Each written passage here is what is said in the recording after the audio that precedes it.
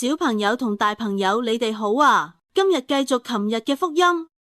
耶穌繼續同門徒講，有時你哋因為跟住我，可能會俾人誤會，甚至會覺得辛苦，但係唔使驚啊！我會一直喺你哋身邊，我會俾你哋智慧同勇氣，就算有人唔明白你，或者對你唔好，我都會保護你。只要你唔放棄，我一定會帶住你一直行落去。小朋友啊，耶穌今日想同我哋講一樣好重要嘅嘢，你唔係孤單㗎，就算你有時會驚，會唔開心，會想喊，耶穌都會陪住你。佢就好似一個好溫柔嘅朋友，輕聲同你講，唔緊要，我喺你身邊。小朋友諗一諗，當你唔開心嘅時候，你會唔會同耶穌講呢？當你驚嘅時候，你會唔會記得耶穌喺我身邊呢？我哋祈禱。